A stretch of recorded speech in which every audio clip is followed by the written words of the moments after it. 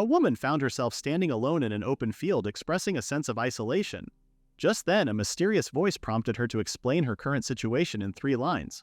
The woman explained that she was summoned to another world together with a beautiful joke. She was stuck with a trash skill that was seen as useless. She was in exile, and that was why she was there. However, the woman was a bit confused, realizing that 3 sentences were too short to squeeze in too much. Still, she thought it would be hard to take in no matter how many details she gave. It all started when the woman was on her way home from an overnight camping trip where they fished for trout. There, she accidentally plunged down a giant hole that suddenly appeared under her feet. When she opened her eyes, she found herself in a large hall, where a group of cloaked individuals stared at her. With her was another girl who seemed to be a high schooler. Just then, one of the cloaked individuals announced, "Saint is summoning, Unyan Kanyan," evoking confusion in the girls. As all of this happened, the woman caught herself wondering what in the world was happening. There was a beautiful high schooler with her, and there was also an extremely handsome blonde, blue-eyed man. The man kneeled before the high schooler, swooning her with his gesture. Meanwhile, the woman spectated, her mouth gaping wide open as the scene unfolded. Just then, the man noticed the woman, and he stood up, looming over her. He suddenly burst in anger, furious that the woman had a trash skill of all things. She was nothing but garbage to him. The woman was dazed, unable to believe what she had just heard. Irritated, the man told the cloaked individuals to get rid of the middle-aged woman to an appropriate location. Without wasting a second, one of the cloaked individuals raised their palm toward the woman and muttered a chant. The man was unapologetic while the high schooler chuckled with malice. She really got roasted and deported in the same breath, and before the woman knew it, she found herself in the vast field. She was at a complete loss, but on the bright side, she was glad that her belongings were still in one piece. At that moment, she decided to reassess the present situation. The woman's name was Takanashi Rin, and she used to work as a caregiver. Now she was 30 and worked in a clinic for soft acupuncture and moxibustion.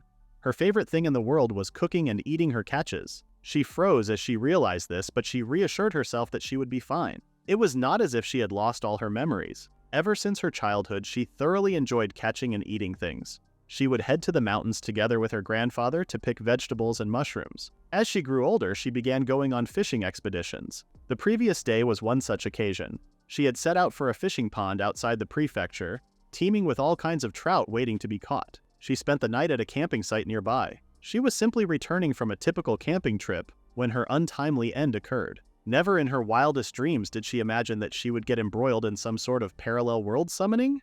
Rin sighed as she recalled what happened. Just then, she wondered what the whole deal was with this saintess summoning thing. And most of all, what the heck was a skill? She suddenly stood up to stretch, thinking that skill reminded her of TRPGs. If only she could see a status menu or something, things surely would get interesting.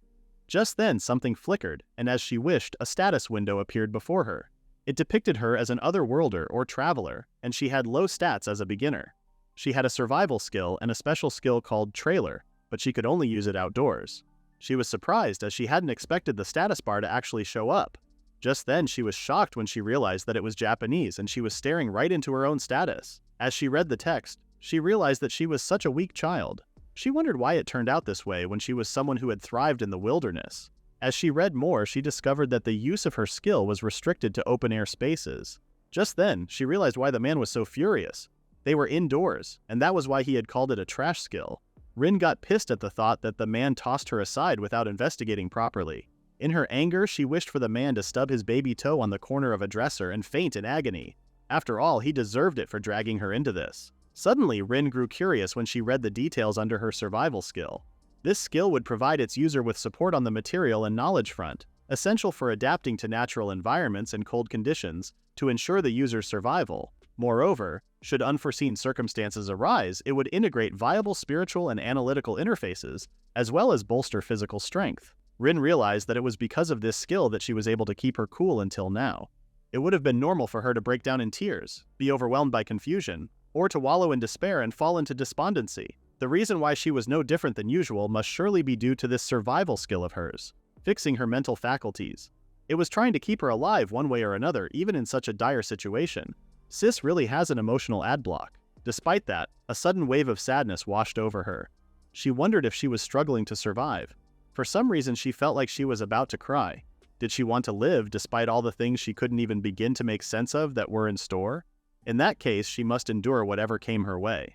With that, she redirected her focus to the status bar. She noticed that she had another skill, trailer, and it made her wonder what it entailed. Suddenly she heard a loud thud behind her, making her shiver in fear. To her surprise, it was a sparkling camper van, and she couldn't believe that it was real. She could take advantage of this camper van's mobility as a vehicle to travel wherever she liked, whilst comfortably lounging in its interior. It was a magic vehicle that she could make full use of both indoors and outdoors. Rin was ecstatic, and she wondered what this ungodly skill was. She quickly inspected the camper van until she grew breathless. After a while, she told herself to hold on a minute and calm down. She reminded herself that she must be as cool as a cucumber. In her previous life, she always dreamed of getting a vehicle to use for fishing and camping expeditions. She couldn't deny that the thought had already crossed her mind a bunch of times, prompting her to gather information. However, both the purchase price and maintenance costs were astronomical, and the more she researched it, the more apparent it became that owning one was impractical for everyday usage. Even after she had reached the conclusion that she simply couldn't afford one, she would often allow her imagination to run wild, musing to herself the possibilities of owning a camper van. If the dream vehicle she had wanted since forever immediately fell from the sky like a bolt out of the blue, of course, she would be overjoyed. She didn't stand on ceremony and immediately dashed inside. However, before she could enter, she was dazed by the door handle, thinking to herself that she kinda liked the design. She quickly slid the door open, and what greeted her was beyond her wildest dreams. Everything was new and sparkling, rendering her speechless. As she let everything sink in, she realized that the camper van was way bigger on the inside. To make sure that she wasn't imagining things, she exited the van and entered again. And she did this over and over. She didn't get it, but she told herself not to think about it instead. Shrugging the thought aside, she decided to check out the driver's seat. As she inspected it, she noticed that it ran on an automatic transmission. She had an MT license, but she hadn't driven a manual car in ages, so she was pretty lucky. Suddenly, she noticed a user manual on the driver's seat. The manual thanked her for using the special skill trailer, and with that skill, she could summon a camper van to her coordinates at will, so long as she was outdoors. She was also told that the interior of a dungeon was considered to be outdoors. The body of the vehicle would take in energy substances called magic elements, found in the atmosphere, to fuel travel and vehicle equipment operations, so she could use it without worrying about running out of energy. The water from the faucet, one of the vehicle's accessories, was magic generated from the built-in magic circle. As for drainage, waste would be expelled out of the car as magic elements after it had been magically processed, so there was no need for cleaning up. The vehicle had a magic barrier function, and since it had the effect of concealing the vehicle from those whom the user had not granted approval, it would bar them from entering. The vehicle's form would be unrecognizable to everyone aside from the user and fellow passengers. In order to live comfortably inside, Rin was told to use space magic to expand the living space and improve the amenities. Finally, the manual told her to make herself at home and relax to her heart's content. Not her skill being literally glamping. Rin was amazed, especially since she read everything in monotone. It left nothing to be desired. For some reason, when she thought about skill, she got the sense that she received the short end of the stick. As she stood before the van, she told herself not to think, but feel. However, she wasn't sure about that, and she didn't even know what her special skill was. It was dismissed as a trash skill, and she had no idea what skill that high school girl was bestowed with. Despite that, she still thought that her skill was insanely awesome. As Rin opened the door, she realized that nothing was going to happen if she kept waffling around. So she planned to surrender herself to the curiosity of her age that was bubbling up inside her. She would set out on a whirlwind adventure and save her worries for later. And with that, Rin drove off with her new camper van. As she went on her way, she lowered the window to see the scenic view. All she saw was a vast field filled with wildflowers and grass. She smiled at this, thinking that this feeling while riding was the best. Just then, she told herself that she wanted to banish all thoughts about the van's specs from her mind. There was a lot of storage space, and it was incredible. She never thought that a fishing rod, tackle box, and camping gear would all fit into a teensy amount of space. She wasn't sure if it was a fourth dimension or a different one, but space magic sure was amazing. It even came equipped with a car navigation system which analyzed the surrounding terrain. This feature was super helpful. Moreover, a key wasn't needed. Since she was a skill user, she linked to the trailer by virtue of her status, so she could start the engine even without a key. If she stepped outside a certain radius from the vehicle, it would automatically lock up. Conversely, should she approach it, it would unlock itself. The thought of it excited her, and she wondered what was with this godlike function. Later on, the van informed Rin that she had arrived at her destination. Consequently, the navigation service came to an end. Although Rin had drinking water on hand, she still liked to secure water while she engaged in outdoor activities. Before her was the Rhielle lake, and its water was deemed safe for consumption. It was a small lake in the east of Rhielle, and groundwater flowed in from the nearby mountains, gushing forth from all over. Since it was situated far away from human habitation, an abundance of fauna and flora of various kinds could be sighted there. Just then, Rin recalled that it was explained in the survival skill that it would provide the user with support on the material and knowledge front, essential for adapting to natural environments and social conditions. This made her wonder if it would make some adjustments even without any prior knowledge on her part. To think that it would go that far only proved that the survival system was truly splendid. Just then, something splashed in the water, capturing Rin's attention. A milk trout known to be very tasty suddenly emerged from the water. This large trout was a magical creature that inhabited Rhielle Lake. At this time of the year they prepared for breeding, and they had a habit of eating up bait.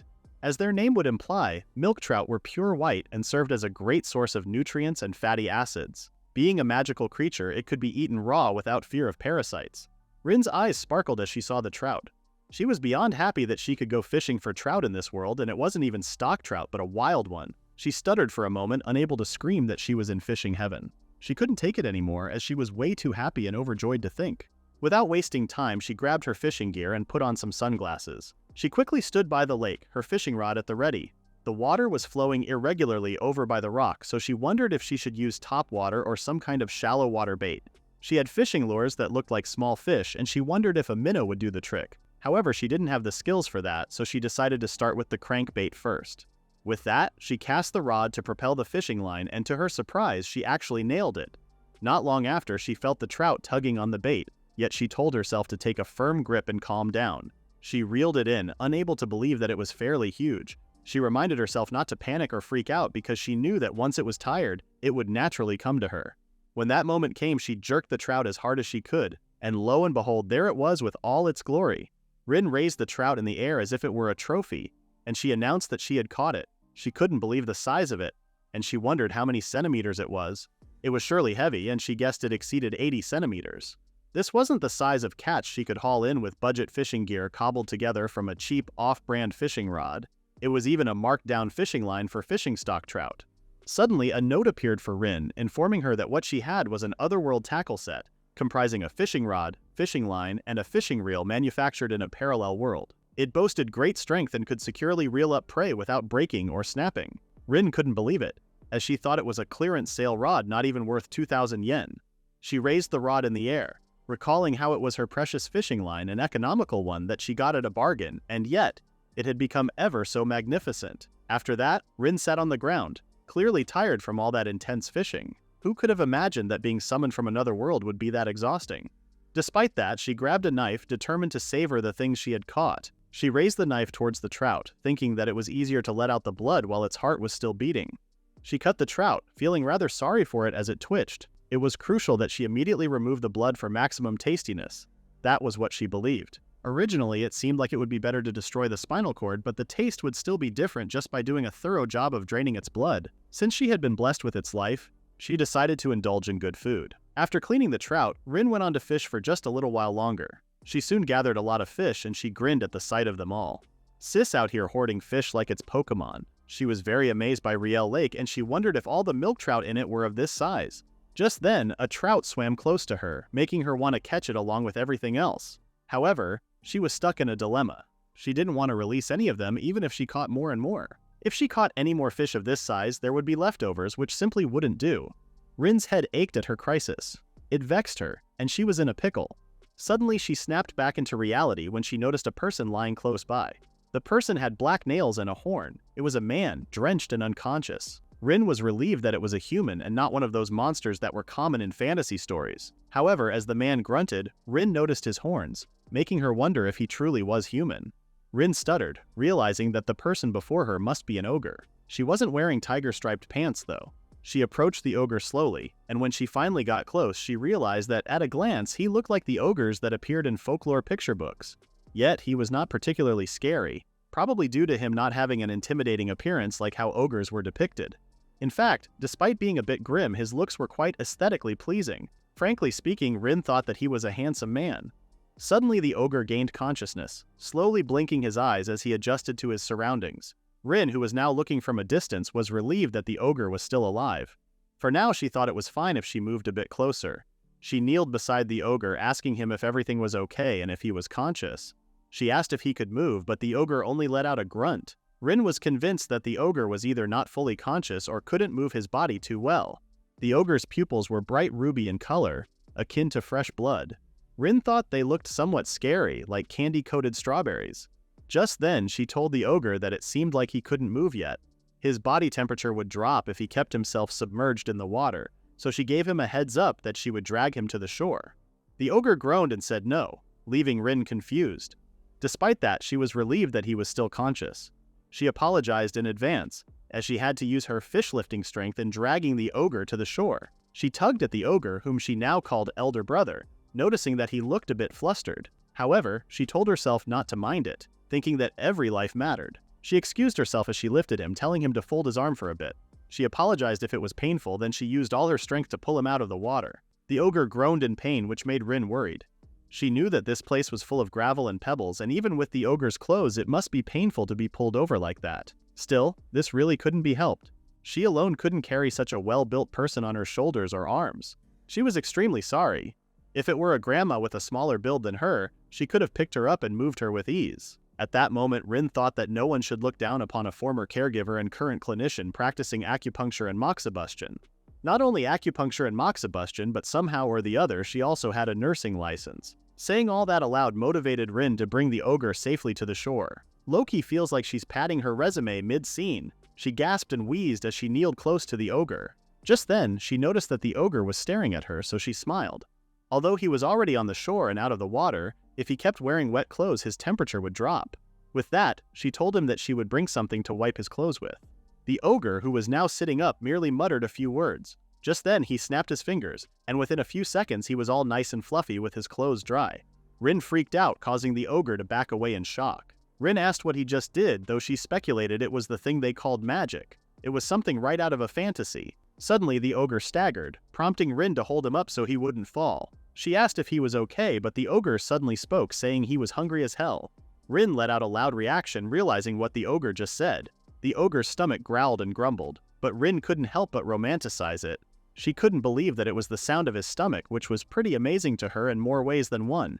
Just then, Rin thought that with the ogre's well-built body, even basic metabolism must consume a lot of energy. She had also drained blood from the milk trout, so she could probably make at least a meal out of it. Although it would actually taste better after aging it, since it would form inosinic acid after death, which increases the umami. Moreover, Rin felt that she was also starting to feel hungry. It would also be uneasy on her conscience to ignore a starving person. As they say, even an unexpected meeting may lead to lasting bonds. Rin had gotten lost in her thoughts that she didn't even realize that the ogre was now lying flat on the ground. She then stood up, saying that a one night's lodging and food was no problem. The ogre was in capable hands. With that out of the way, Rin wondered if she should just grill the milk trout. At the very least, it could be made with just a fire. Although there was enough space to deploy the camping van around the area, there was no road to move it around. After returning, she wondered if she could make it disappear once. The van was parked nearby, but it suddenly disappeared. She was surprised that it vanished, so she screamed for it to come out once more. Just then, a loud thud appeared behind her, sending shivers down her spine. So apparently it could switch the skill on or off at will, or rather she could decide whether to have the van appear or disappear, and summoning it would make it appear close to her current location. So that was what summoning relative to your coordinates actually meant. Just then, Rin decided that it was time for some parallel world outdoor cooking and camping, which she was excited for. For now, in order to guide the ogre into it once he woke up, she wanted to set up the tent first. She thought that she wasn't that cruel to have a person who was nearly drowning moments ago stay outdoors. Although this was a simple tent used for shade or temporary rest, it was better than nothing. This time, instead of using the kitchen inside the van, she planned on setting up an open-air fire and cooking right beside the ogre so that it could warm him up a little. She knew it would be terrible if he caught a cold. Rin was used to lining up boulders to make a simple stove, but this time she decided to use a bonfire stand. It would take some time and she must finish moving around before sunset. The visibility would be low once it became completely dark after all. That being said, there was still a lot of work to do, so lighting up the fire probably needed to wait a bit longer. After that, Rin headed to the camper van's kitchen, which stunned her. Everything was sparkling and shiny, and it was complete with all the basic necessities. At a glance, it looked like an amazing kitchen, which excited her. Just then, she found a pitcher, and on it was a note informing her that the barley tea was on the house. This made her want to explore each nook and cranny right away, but she had to take a good grip of herself, knowing she had priorities. She must finish the preparations to some extent before sunset, so she decided to leave the thorough exploration for later. After that, she searched for the kitchen knives, which she found in a nearby cupboard. She proceeded to clean the trout, and upon slicing it, the shimmering meat greeted her, which she already knew would taste delicious. Just then, her eyes lit up when she got a good idea. It was time for secret eating. She tried a small slice of the trout, and as expected, it was very tasty. It was nothing less than a parallel world ingredient. Although it contained a lot of fat, there was no stink or greasiness in it. She was satisfied as it was delicious despite being uncured. She decided to make it into sashimi or carpaccio for the next day. Maybe she could grind and boil the head and the backbone together to make dashi stock, and she could use it later in other recipes. Rin grinned at the thought of her future plans. Although it would have been good if she could skewer it whole like dancing ayu skewers, the fish was too big and it couldn't be helped. With that, she seasoned the trout and grilled them. She listened to the fire cackle, satisfied with its nice sound. There was truly nothing like grilling over an open fire to complete the camping experience. Meanwhile, the ogre, who was lying close by, suddenly caught a whiff of the grilled trout. His eyes opened and he immediately sat up. Rin asked if he was awake now, and she also inquired about his health and if it hurt anywhere. The ogre didn't respond to her questions and only said that he was so hungry that he could eat a bear. Rin awkwardly acknowledged him, but she was glad to see that he was doing fine. It seemed like it was just about fried, so Rin asked him if he wanted to eat now. She handed a skewer to the ogre, reminding him that it was hot and that he should be careful. The ogre, who had drool on his face, only stared at the skewer, seemingly confused.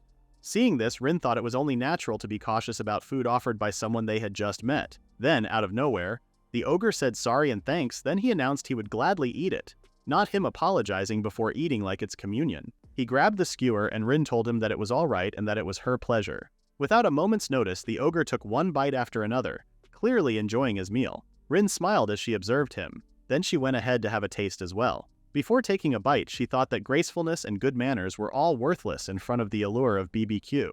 Rin took a big bite, and it absolutely blew her mind. The skin was cooked crispy and crunchy, and it was tasty enough with just that. The first sensation was the slightly strong flavoring of salt. But the moment she bit into it, sweet juices overflowed inside her mouth. The saltiness and sweetness mixed together. From the body without excess water that had been lightly grilled, the fat oozed out and broke down. Rin gulped it down her throat and she let out a sigh of relief. She continued to eat, realizing that the milky aftertaste wafted into her nose. It was probably why it was called milk trout. She then drank some barley tea, refreshing her beyond her expectations. The salted grilled fish also went well with barley tea, and it was so good. Rin realized that these otherworldly ingredients were amazing. The fish didn't crumble even after being directly put on fire without aging it, and it was filled to the brim with umami. She could fish it and eat it too, which was just the best. Rin smiled at the thought, but then she noticed the ogre staring at her, as if he wanted to say something. She could still hear his stomach growling, so she told him he could eat as much as he wanted because there was still a lot of stuff. Within a short amount of time, all the skewers vanished. Rin was surprised, seeing that the ogre's appetite was a force to be reckoned with. Just then, she noticed that the ogre was now starting to doze off. He got sleepy after eating a lot, and Rin knew exactly how that felt. With that, she told the ogre that she had prepared a tent. It was sheltered with blankets, enough for a single person. She directed him to where it was, and she told him to feel free to use it if he wished. The ogre, who tried to stay awake, said sorry and that he would borrow it. He wobbled away, rubbing his eyes as he went. Somehow Rin should be worried about the ogre running away with her camping equipment, but even if they did get stolen, in the worst case, it wouldn't trouble her thanks to the camping van. Of course, because of her attachment to the equipment, she would get lonely and cry a lot. However, the ogre didn't seem to dislike humans in the first place. Or rather, he didn't look like someone who would steal from others. The survival skill was also not ringing any alarms. As she thought of it, she realized that the survival in question was actually an extremely useful skill. When she was searching for firewood earlier and walking around the area, a red alarm suddenly popped up. Apparently, the grass near her feet had poisonous thorns. It was most probably a system meant to alert her immediately if she was ever near any danger. Therefore, if someone directed feelings that were negative in nature, it would definitely alert her against such people. Moreover, the ogre was the first person she met in this world after arriving, so she really wanted to put her faith in him. As Rin watched the ogre sleep peacefully, the moon suddenly caught her attention. She reached out to it as she thought about her current situation. She ended up coming into another world that she knew nothing about, but no matter what would happen, she needed to live in this world for the foreseeable future. At the very best, she had a skill aimed at survival and skills for movement and fort defense. Making good use of that advantage, she wanted to go on a tour all around the country for sightseeing and enjoy herself to the fullest.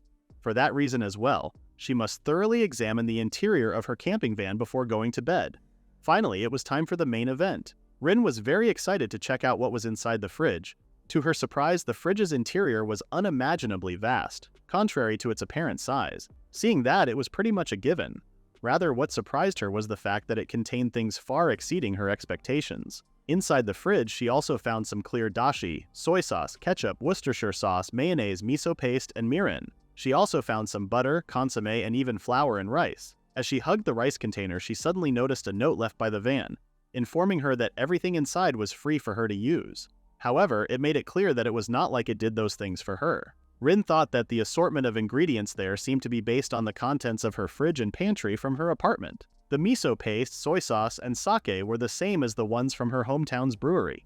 The butter was similar to the souvenir her dad sent her from his trip to the northern country, and the mayo was also quite similar to the premium brand she once bought to spoil herself. As she rummaged through the fridge some more, she finally found bottles filled with her special handmade spice mix. She had no idea how the logic behind it worked, but she was very thankful for it. Bro, she just unlocked Costco Premium Plan.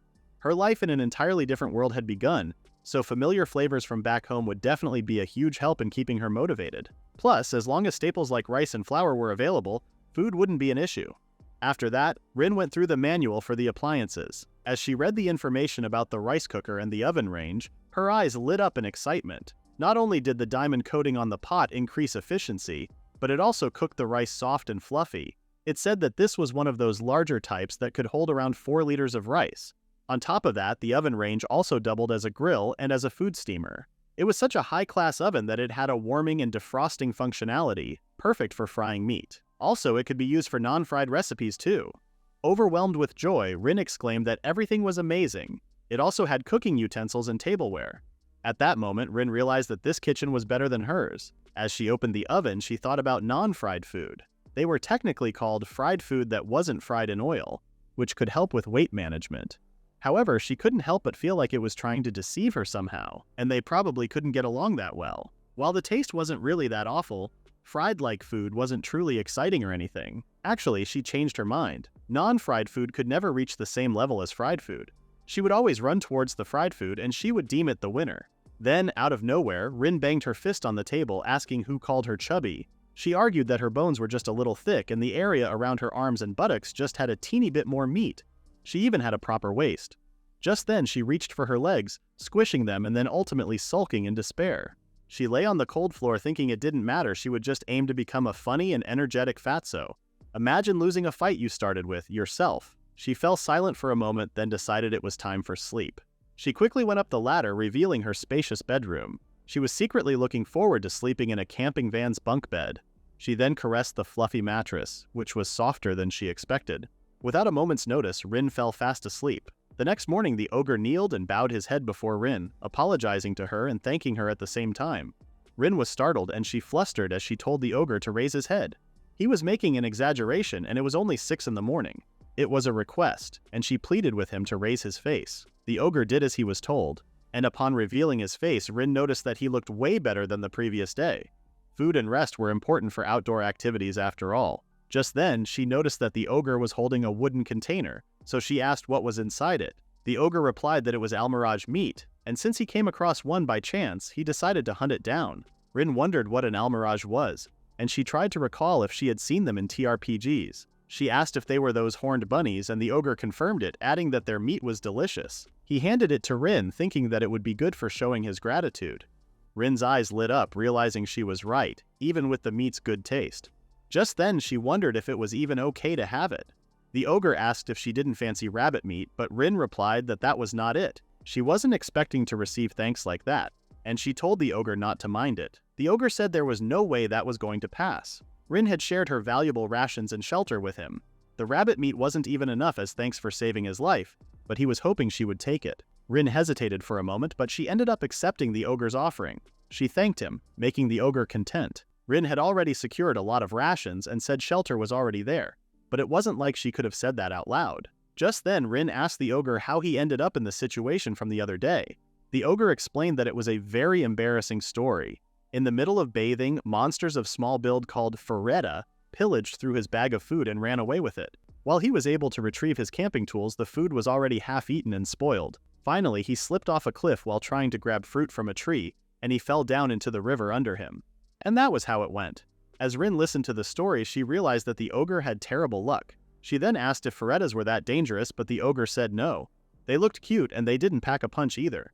Fundamentally, they were quite docile, but their curiosity was boundless and they moved in packs. On top of being nimble and dexterous, they would just rummage through bags they had never seen before.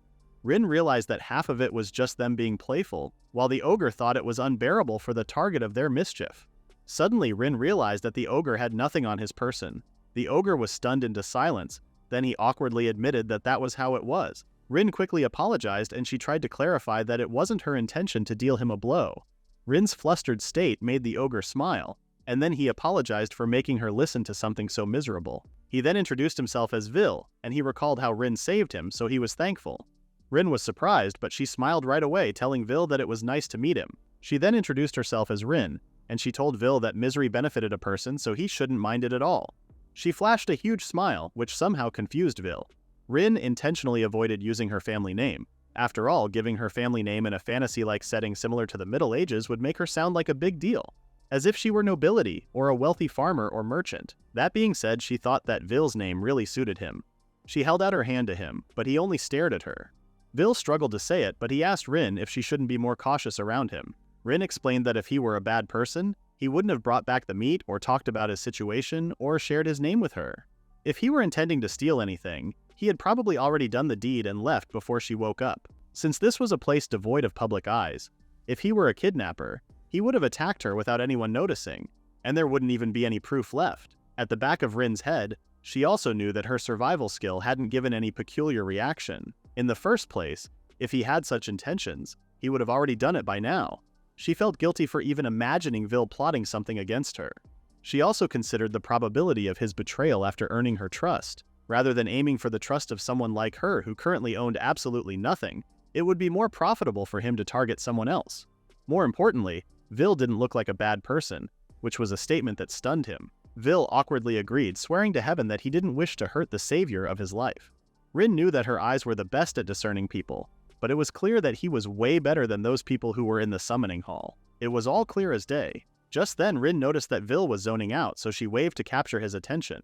She then asked if he was used to traveling since he was doing it alone. Rhielle confirmed that he was, though he messed up this time. He then revealed that he was an adventurer with some experience.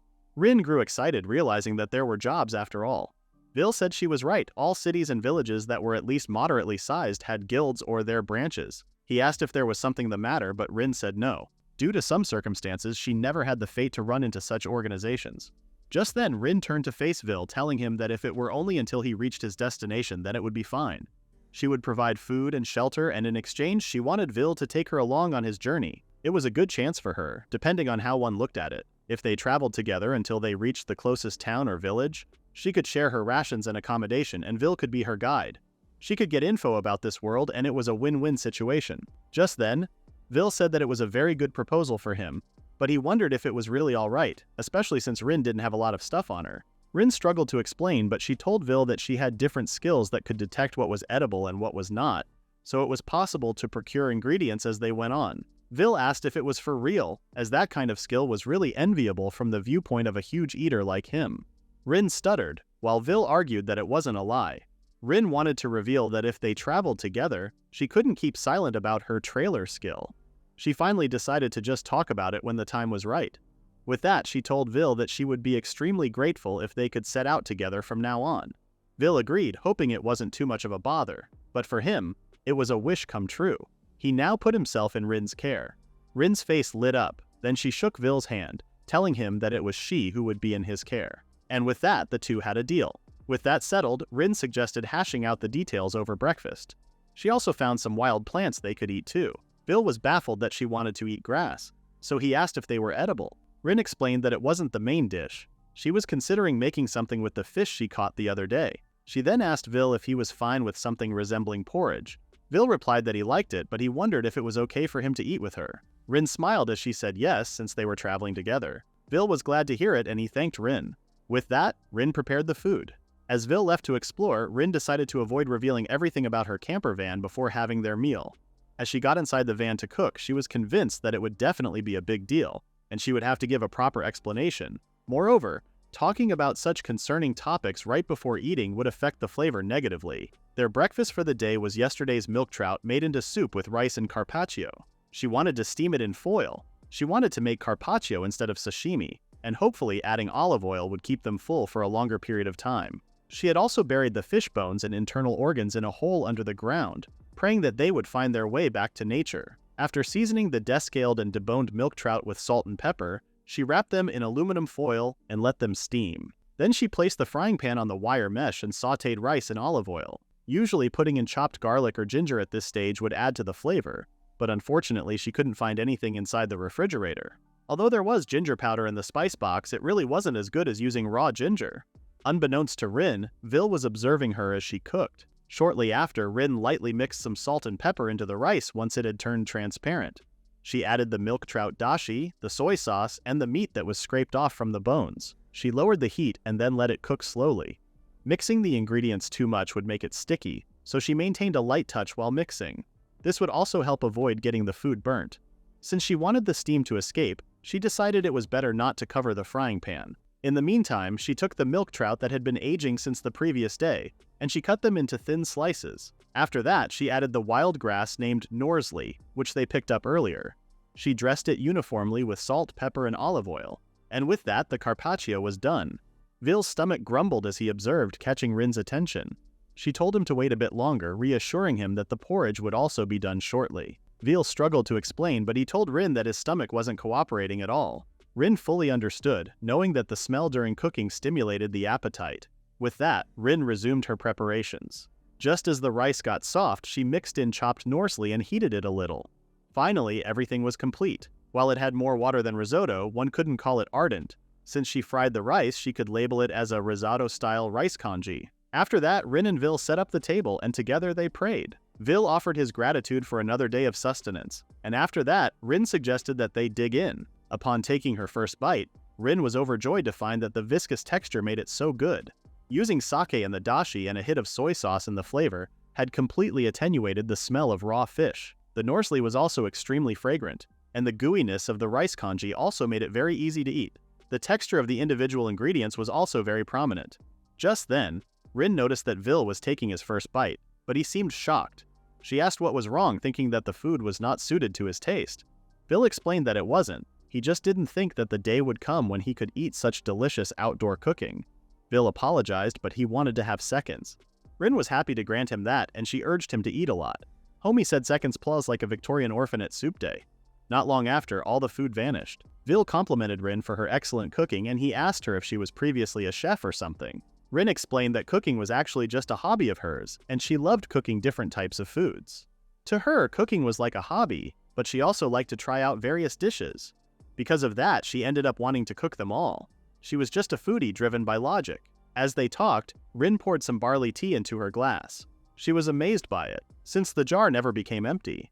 Suddenly, Rhielle asked Rin what she was, making her spit her barley tea. She was in shock, wondering what was with that sudden blazing fastball. Rhielle explained that it was a first for him in particular to encounter chairs that could be folded and unfolded at will, or wire mesh that could withstand flames. There were also tents and beds that were strange to the touch. Rin stuttered, but she suddenly fell quiet, knowing she had to explain sooner or later. Just then, Rhielle told her that no matter who she was his savior all the same. As long as things didn't get extreme, he promised not to do anything that would hurt her. Rin was confused, so she asked him to elaborate. Rhielle hesitated, but he explained that those were such things as betraying him or hurting him. Rin anxiously told him that he didn't have to worry about that. Although she wasn't an expert, she was still somewhat in the medical field, so she would never intentionally hurt anyone. Since Rhielle wanted to know about her background so much, she thought about telling him about her circumstances and skills. She couldn't keep quiet forever, and going by her personality, she couldn't hide them either. Instead of having him harbor distrust, it was probably better to explain everything to him right away. If she could sense an intent for abuse of her skill, she could always flee using her camper van when things would get bad. With that, she told Rhielle that she wanted to talk about something before they departed. Rhielle stared at her with curiosity, which somehow distracted her. She stood up, realizing that the gesture he made looked strangely cute on his strong build. She already knew this, though. Dealing with a handsome man was such a hassle.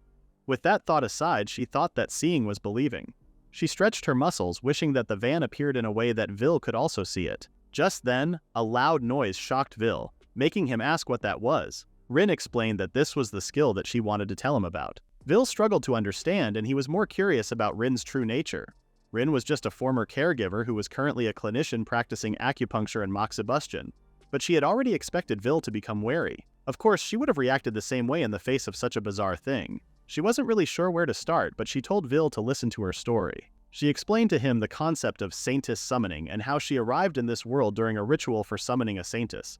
She wasn't actually from this world. This somehow made sense to Vil as he recalled it appearing in songs sung by minstrels and folklores. According to folklore from his childhood, there were once women summoned from a separate world who purified monsters from this world and led them to peace. Apparently, they were called saintesses. Rin was curious, seeing that they were still using the word apparently. Just then, Rin explained that one woman was summoned together with her during the ritual, but she was thrown away as useless garbage. Vil was shocked because if Rin was useless, he would have been dead by now. Rin thought that they probably weren't looking for the qualities she possessed. She vaguely remembered them saying they wanted her out of their sight as soon as possible. Vil thought that summoning her just because they wanted to, then callously teleporting her to such a remote location, was something that terrible people would do. Rin teared up at the thought that from Vil's perspective she was treated brutally. She agreed with him, calling those people inhuman. Thankfully, her impression wasn't the wrong one here. After that, Rin continued her story, explaining that after she was thrown away, she activated her skill, which could be activated outdoors. It was possible to store and bring out a considerable amount of stuff in it. Vil understood, but he couldn't help but think about how Rin was slandered as useless. He was pretty sure they couldn't see her skill because she was inside a building during the ritual. Although she probably couldn't contribute much in battle, she would be super useful in mobilizing the military. Rin thought this was possible, but only for small units. She wasn't so sure about large-scale operations. Vil begged to differ. If she had a container of this much storage capacity that could be summoned at will relative to the user's coordinates, then it should be possible for her to ride a horse and transport lots of food, medical supplies, as well as weapons and armor. It was an ability with which she could maintain the front line alone. Bro really looked at Rin and thought, potential weapon of mass destruction. Rin thought the concept was scary. Apparently she could preserve the warfront by herself. If those shrewd people found out about it, they might just force her into battles by... That was literally a death by overwork flag, an utter destruction flag. She wouldn't want that. Or rather, maybe Vil didn't understand that the camper van was also an automobile. He was calling it a container, but she also understood why he would think that, as it was definitely inconceivable to imagine this lump of steel moving around. Just then, Vil asked Rin about what she planned on doing from now on. She explained that for now, since she had shelter and food out of the 3 basic necessities, she wanted to travel around and enjoy the world. Vil asked if she didn't feel like becoming a legend of war, and Rin anxiously said no. She was not that much of a goody two-shoes to work for those heinous people who called her over at their own convenience and then threw her aside just like that. She absolutely refused. Vil realized she was right, as he also didn't want other people to ring out his savior. Hearing him say such things stunned Rin into silence. Just then, Vil recalled what Rin said about enjoying the world and wanting to enjoy it. However, to enter towns she needed to have currency and identification papers. She was shocked, realizing that she hadn't thought the specifics through. She didn't even have any of this world's currency in the first place. Her previous vocation was moxibustion, so she didn't have any idea if she could find those tools, and God knows what the procedures were for opening a business. She could do a little bit of massaging, but again, she needed to know how to open a business. She probably couldn't collect and sell food using the survival skill, and she didn't know if it was required to go through an intermediary, or if individual business was permitted, not to mention the rules for selling and buying things. Rin kneeled and wept on the ground, realizing that above all there was no way of protecting herself from dangerous creatures. She was now starting to think that she may have been checkmated. Just then, Vil noticed that she was troubled since she reacted that way. Rin admitted she was, and actually the situation was more dire than what she had imagined. In that case, Vil mentioned that if it was okay with her, she could party up with him and take charge of their food. She could also act as the party's porter. Rin asked if taking charge of the food meant being a chef, but Vil made it clear that he didn't want her to overexert herself making extravagant foods like a chef does. Rather, he didn't mind if she just created dishes that she normally liked to cook. In that case, Rin explained that her expertise was around the level of what they just had earlier. She believed that mostly anyone could make food of that level. Vil then explained to her that their party was composed of people who, for some godforsaken reason, always cultivated something unspeakable whenever they put on their aprons in the kitchen. Rin joked at this, asking if he said something. Vil shared that they had to challenge deep dungeons, battle savage monsters, and hunt for treasure chests. Even though they took the time to set up camp after tiring themselves out, what awaited them was raw meat burnt to cinders and soup that was either tongue-numbingly salty or thinner than hot water. These dudes fight dragons but lose to seasoning. Just then Rhielle kneeled before Rin, telling her that her fried fish was miraculously balanced between having just the right amount of salt and the perfect crispiness. Even her congee wasn't pure charcoal black at the bottom, nor was it rock hard from being undercooked. Rin asked what kind of congee he was even describing, as it seemed like he was speaking from experience. It sounded catastrophic, and Rhielle agreed. For them, every quest was catastrophe. He promised that he and his team would share rewards, and Rin would be free to do whatever she liked when they weren't on quests. Rhielle pleaded with Rin, asking her to save his party. Rin understood how easy it was to get worn out without good food, but was it really so bad that Rhielle would scream out his sorrow to the depths of the earth? Just then, Rhielle spoke, saying that although her face was saying, "It doesn't have to be me," all the people with any hint of a cooking ability had exclusive contracts with other parties already. So for them, meeting Rin had been a true stroke of luck. Meanwhile, Rin was shocked that he read her mind. Rhielle continued his sales talk, saying that being hired exclusively for parties was not such a bad deal. Rin could earn money and save some, and she could help them out at the same time. She would also get to sightsee different places while on quests. Rin's eyes sparkled as she heard that, as it was exactly what she wanted to do. When Rhielle put it that way, it did sound lucrative. Just then, Rhielle spoke again, saying that even if she were somehow able to enter a city, she would have to develop trust among people who had little to no idea about her situation, so that she could function well with them. He, on the other hand, already knew the details of her current situation, and he would definitely be easier for her to work with. He could also cover for her and perform as an intermediary between her and other people. Rin, who was dazed from his frantic monologue, merely said that it would be great. Rhielle continued, saying that he couldn't guarantee that their journey would be 100% safe, but their party had pretty capable people. They also had other women in the party, so it should put Rin at ease. Rin thought this was such a fervent invitation, but she had to consolidate the current situation a bit. While she did have skills beneficial to this world due to her origins, she had no knowledge about this world's cultural norms. It was crazy to assume that someone like her could live a decent life. She was in a world like this, where she could only rely on herself. She was truly grateful for Rhielle's proposal, and she considered saying yes. Just then Rhielle told her it was just a facade, which confused Rin. Rhielle explained that she was the savior who rescued him when he was literally starving to death, and because of that he wanted to somehow find a way to repay the kindness she had shown him. He wanted to show some personal goodwill towards her. Rin blushed at his voice, and she told him that he didn't have to go that far. "Girl, blink twice if you need HR." Rather, she felt indebted for his help. Just then, Rhielle grabbed her arm, telling her that he wouldn't let her go away. Instead, he wanted to have a calm and peaceful discussion about how they could understand each other better. He smiled at Rin, and she couldn't help but be freaked out. Although it was only for a moment, her heart fluttered. She just made the blunder of a lifetime, a huge one at that. Just then, Rhielle told Rin that if she joined their party, Arya would definitely not let her go. After inquiring about the members of Rhielle's party, Rin learned that there was one called Arya, a non-human arachnia, who also happened to be a wife. She was a thread user who fought skillfully by manipulating thread. Next was Ed, an alchemist. Rin heard that he was Arya's husband, yet he was a frivolous skirt chaser, an imbecilic normie who deserved to die without mercy. Finally, there was a priest named Sanon. Apparently he was the type who would be happy to hold grilled meat and bones with his own bare hands and bite into them with glee. He was truly the embodiment of a wild person. Rhielle was the draconic ogre of the Dragal race, known for excelling in physical strength and magic power, but also known to have terrible efficiency. Rin thought it made sense, and she had already guessed that. Rhielle believed that it was quite possible that he could have starved to death this time if it wasn't for Rin. Rin was relieved to know that she rescued him just in time, and she was glad that she made it. She was also excited to think that there were many non-human species. They had finally reached the fantasy genre. Rhielle had a lot of battle strength, but he could get hungry easily. She, on the other hand, had no battle strength but could at least search for food to make. So basically, this meant that she and Rhielle would do great as partners, and they could really work well together. Just then, Rhielle informed Rin that Arya was also a big eater, which shocked her. Actually, it wasn't just Arya. Ed and Sanon both had huge appetites too. Rin told Rhielle that she would try her best to feed them all, and she told him not to worry because she was used to making a lot of food. Suddenly, Rin asked Rhielle where they got their basic food ingredients. Rhielle explained that from their quest completion, they would get rewards from selling drop items. They would set aside some money for buying their ingredients, medicine, and daily necessities. What remained ended up equally divided among everyone as their individual profit. Rin understood that it seemed like the cost of joint goods was also dependent on the gross amount earned. Just then, Rhielle mentioned Rin's share of the rewards, and he asked if he could hand over 60% of the 5 equal parts. Rin tried to process the math, imagining how the system would look.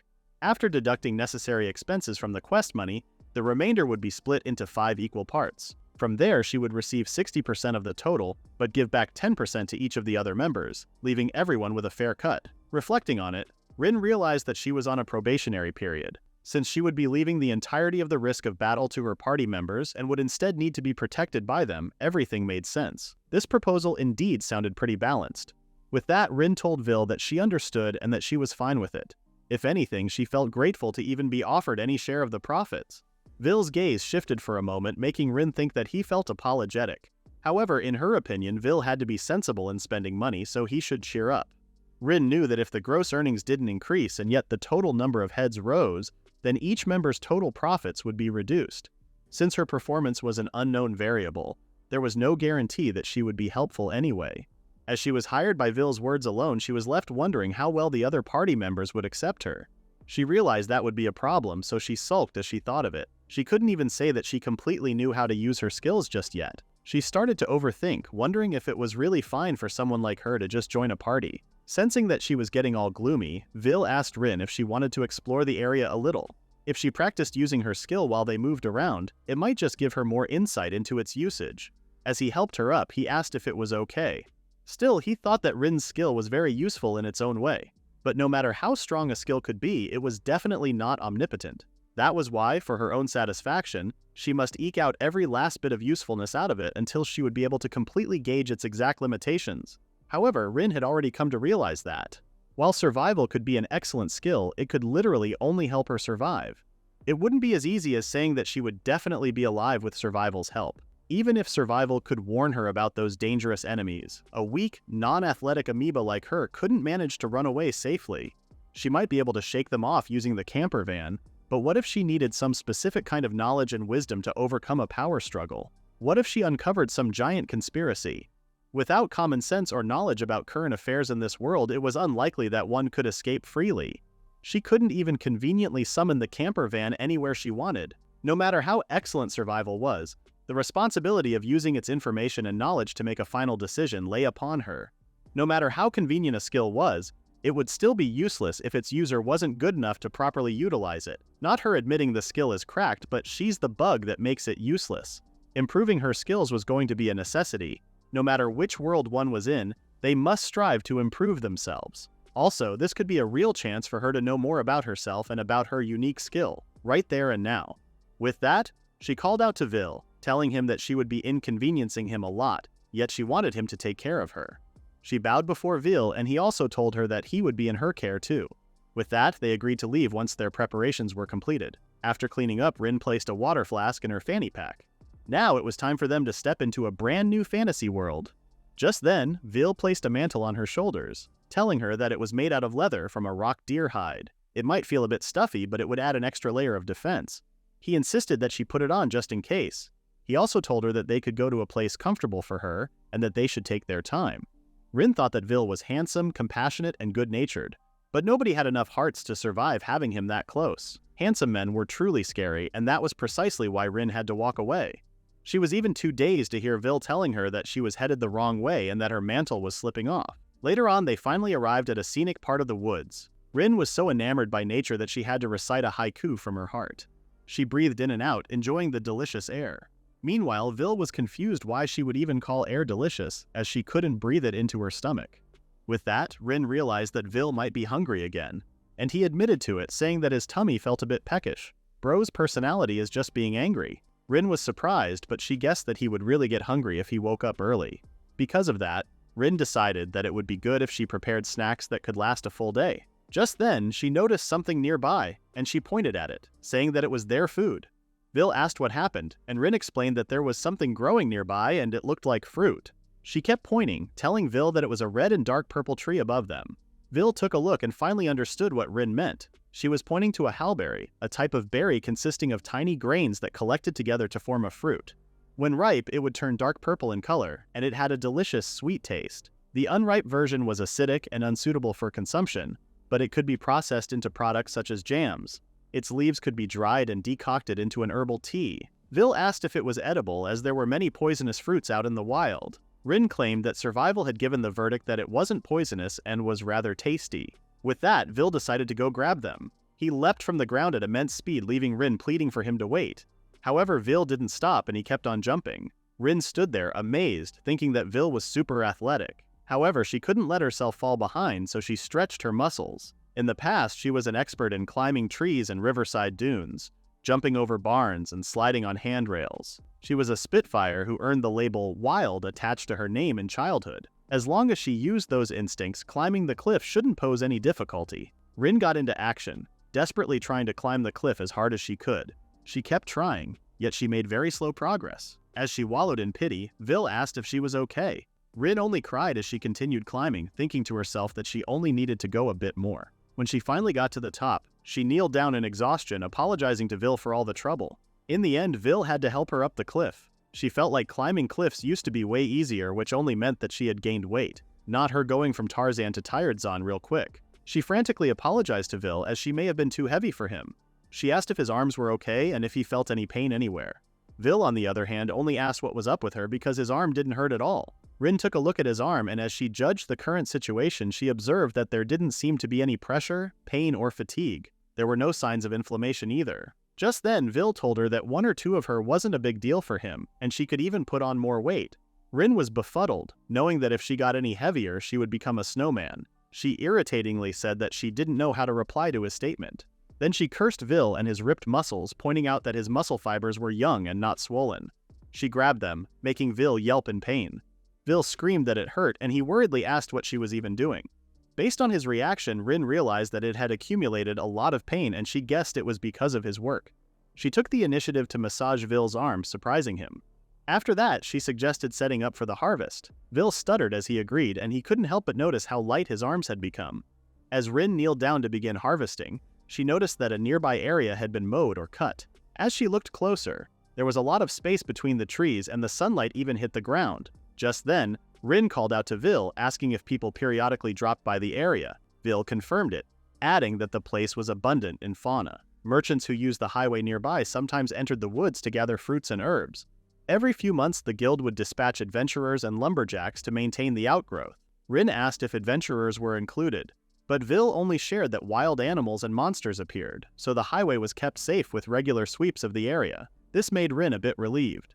She recalled that in her previous world, one could hear news of people getting attacked by wild bears and boars in the mountains. After that, she decided to start picking fruits, which she planned to make snacks out of. After all, the forest's blessings were for everyone. However, in the middle of her work, she noticed Vil eating the fruit, and she warned him not to do that. Vil mentioned that she was also taking small bites for herself, and so Rin only smiled awkwardly, realizing that she had been found out. It was so hard to resist because even though they were picking them, they were so easy to nibble on while doing so. The thick juice oozed out the moment she popped it in her mouth. It also had an acidic aftertaste, and she could keep eating them endlessly. It felt very similar to the mulberries from her previous world.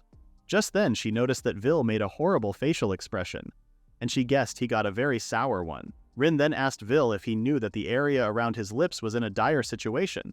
He seemed clueless, so Rin took it upon herself to wipe him clean. Rin was shocked in the middle of doing it, mentally asking herself what she had done. She was too used to wiping patients' faces after their meals that her hands moved on their own. Still, the color wasn't fading from Vil's face, and she apologized for it. Vil quickly used his magic to clean himself up, and with a simple snap of his finger, he sparkled like a diamond. Rin was surprised that he became sparkly, and she asked what magic this was. Vil explained that it was one of the livelihood magic arts, and it was very convenient for adventurers who couldn't take regular baths or do their laundry while on missions. Rin thought it was unfitting for her age, but Vil couldn't blame her for being excited. Even their own bodies, which were starting to get drenched in sweat, could be as spotless as if they had just taken a shower.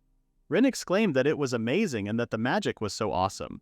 She jumped around, still enamored by how fantastic it was. However, she quickly went back to work when she noticed Vil looking at her weirdly. At the end of the day, she was a human who didn't act as calm as her age.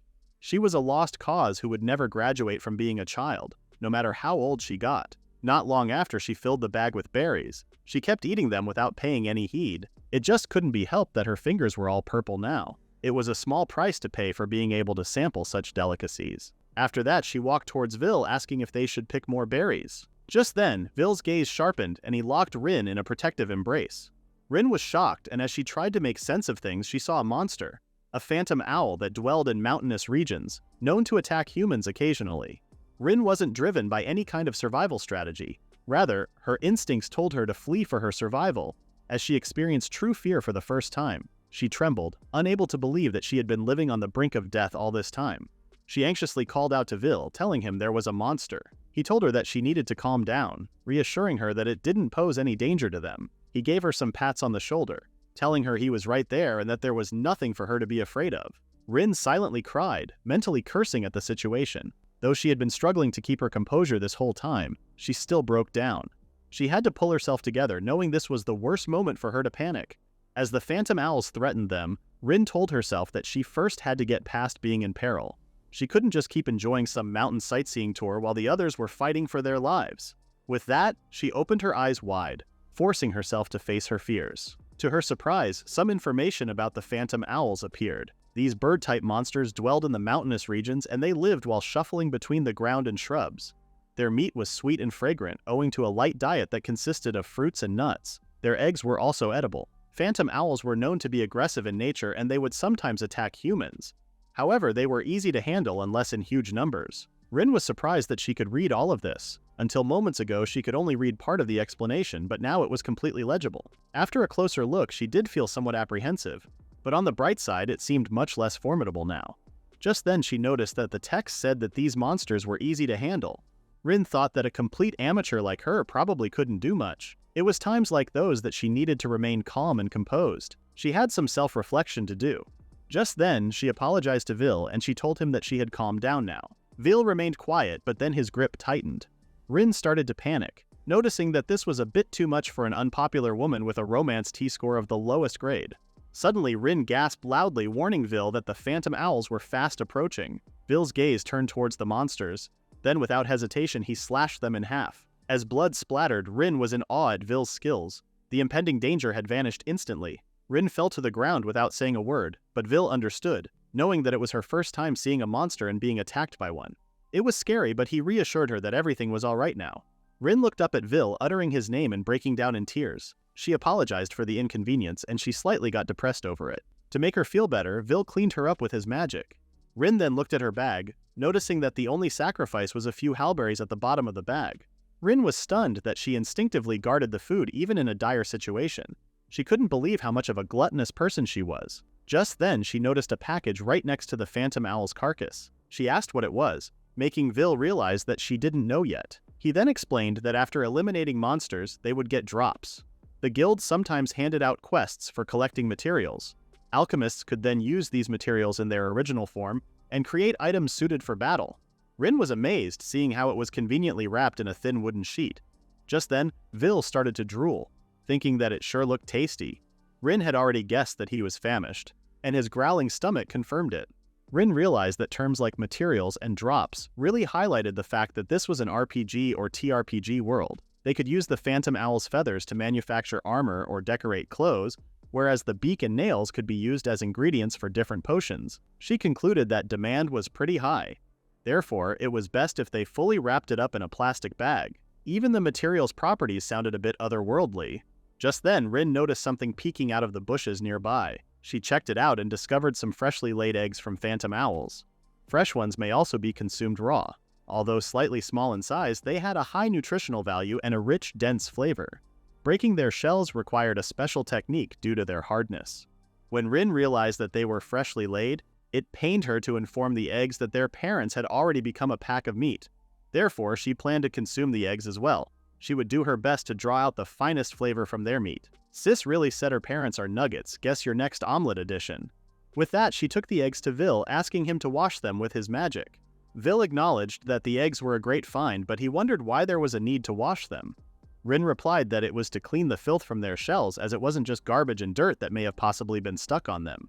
She asked if Rhielle knew what she meant, and she hinted that the eggs were freshly laid, so if he thought about it, birds excrete and lay eggs via the same hole. In a split second, Rhielle cleaned the eggs in Rin's hands as well, but just to be safe, she planned to wash them again later. Still, she thought they were way too fortunate to have found eggs.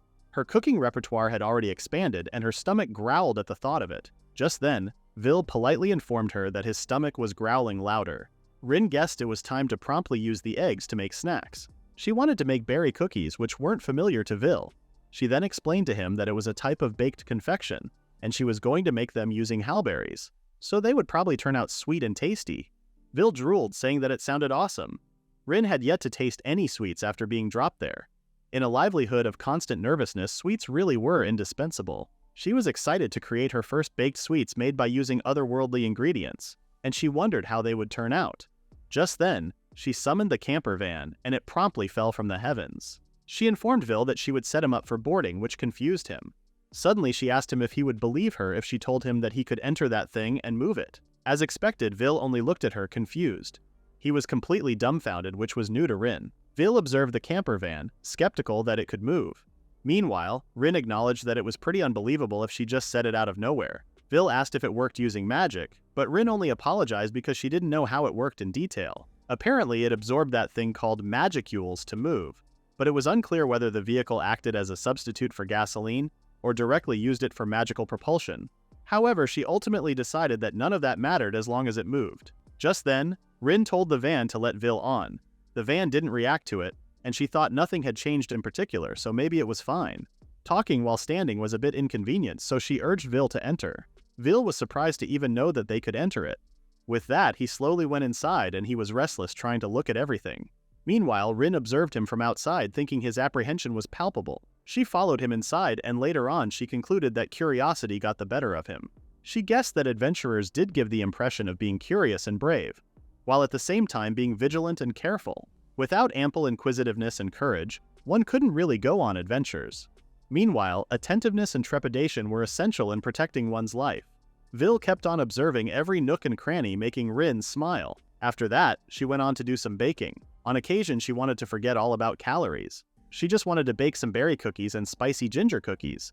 In the world of sweets, where proportions needed to be extremely accurate, cookies were the good kids that turned out delicious even if one didn't get the proportions correct. Since there was a digital weighing scale, she would happily put it to good use. Even if there wasn't one, a 2:1 ratio of flour, sugar, and butter would have done the job as well. And as she had the eggs with her, she would make some drop cookies. And so she began baking. First, she washed around 2 handfuls of halberries in water.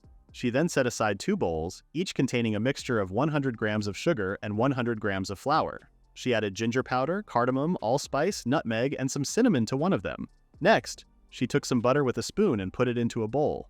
Just then, Rin was put to a halt when she noticed that the butter she was using had been refilled again.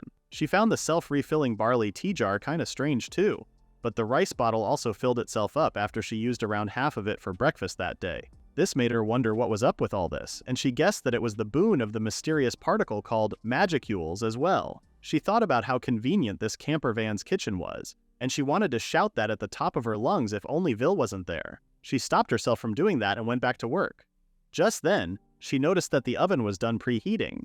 She placed some butter inside the oven while it was preheating, which would make the end product somewhat softer in texture. She made sure that the butter didn't cool down and harden, but still, it was a useful technique. As she placed a bowl inside, she reminded herself to be careful about burning herself. After that, she kept mixing the butter with small amounts of sugar until it turned into a white creamy emulsion, all while letting air mix with it. She was pretty sure that if she did that step properly, she could get that perfect crunchy mixture.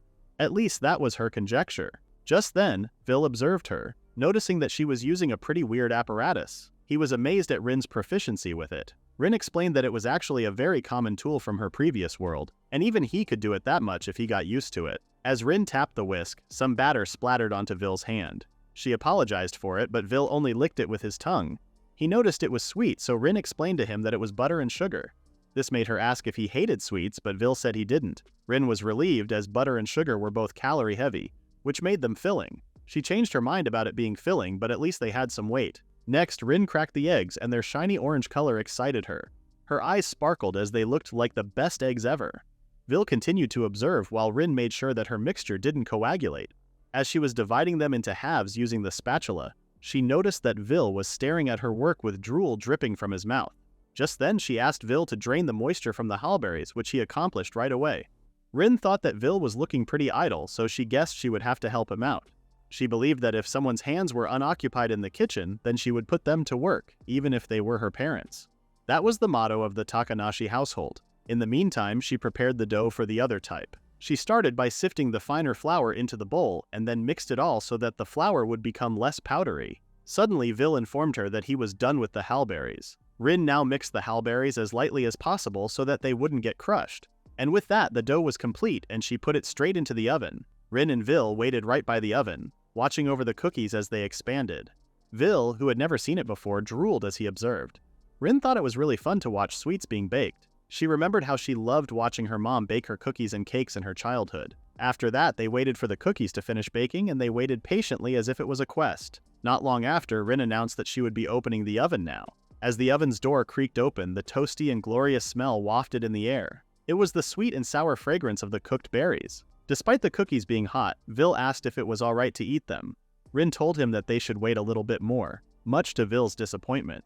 He suddenly crashed out, wondering why Rin wanted him to wait when he was in the midst of the wafting, tantalizing aroma. He was literally looking directly at the source. He kneeled down in despair, panicking. He was ready to sell his soul to Satan for a Chips Ahoy speedrun.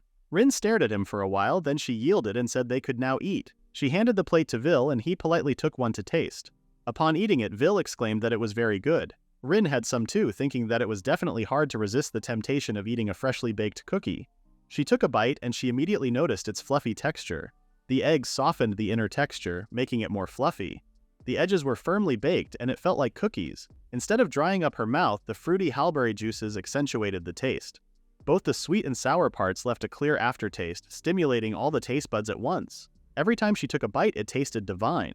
And so, Rin and Rhielle were in their own worlds, relishing the crunchy cookies.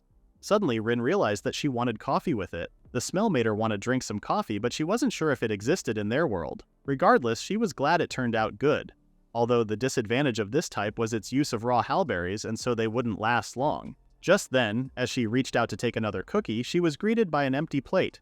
Rhielle had eaten them all, and he reasoned that it was just too delicious and that he couldn't stop eating. Because of that, Rin resolved to set aside some ginger spice cookies for herself the next time she would bake snacks. He just inhaled those cookies like Kirby on crack. As Rin baked a new batch of cookies, she asked Rhielle if he could tell her about this world. She wanted to know more about his side of things.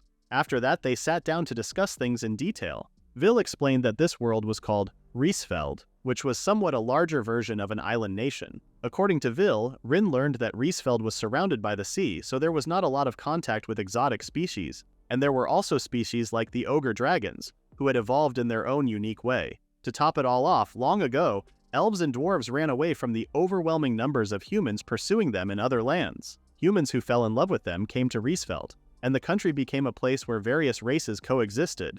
In the past, it was an uninhabited land where monsters roamed. The first time Rhielle saw them, they treated him as if he were one of them. Gradually, the impression of non-human races changed. Now they trade with many countries. Rin was amazed to hear all of this, and she instinctively stared out the window to observe all its glory. She smiled back at Rhielle, telling him that she had it all memorized. Just then, Rhielle took out a map, demonstrating the town of Elaga. It was one of the largest cities on the continent, and it was home to many non-human species. It was known to be a port town by the sea where various races and products gathered. It was a city of trade. That was what Rhielle liked to call it. Adventurers gathered there too. More people meant more jobs and also more information. Rin nodded as he explained, thinking that she had learned a little more about this country thanks to him. She then thought about how Elaga was a port city with various goods for sale, which indicated that trade was bustling. Just then, she asked Rhielle if he knew where she could get any of those caffeine things. She described it as a drink made from red, bitter beans and leaves that have been roasted, crushed, and boiled. From what she was saying, Rhielle guessed that she was talking about coffee. He was sure there was a store that sold it, along with the incense tea. Rin's eyes lit up when he mentioned tea, but Rhielle warned her that it was a bit more expensive because it was from the south. However, Rin wasn't listening, as she was fixated on imported goods that had a fancy and refined look. With that, she decided to save up for her civilized diet. Until then, she would be looking for some halberry leaves or something. She would just have to settle for a blend of herbal teas made from wildflowers that grew around the area. Each one was unique, but if she mixed them together, the individuality would dissipate. Just then, she asked Rhielle about how long it would take to get to the town of Elaga from where they were. Rhielle explained that it would take about 3 days on foot, but it would be faster if they used a horse. Rin was surprised that it was going to take quite a bit of time, but then again, Rhielle mentioned that it was on foot. Assuming that one could move at 4 kilometers per h for 8 hours a day with breaks, she did the math and calculated that the distance was about 96 kilometers. With that, she excitedly told Rhielle that a camp vehicle could get them there in a little over 3 hours. Rhielle's jaw met the floor, unable to believe how quick it was. Rin came to Elaga without any problems from the place she got sent flying to, even at a breezy pace. The road to the village was not paved, but it was well trodden. If it were a meadow with short grass, they could drive at the usual speed.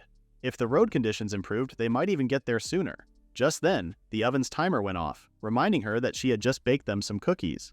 If they departed at that moment, they would arrive there while the sun was still bright. Rin quickly exited the van, so Rhielle called out to her asking where she was going.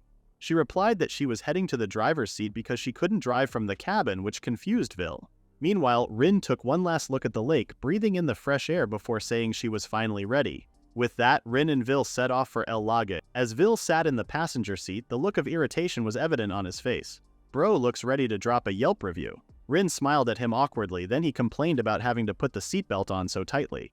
If he kept on with it, he wouldn't be able to move fast enough if they got attacked by a monster or bandit. Rin understood his concern, but she thought it would conceal him from the enemy. Rhielle tried to argue, but Rin continued, saying that if Rhielle was scared of the monsters, he should be equally afraid of crashes, accidents, and whatnot. She heard it was a terrible shock.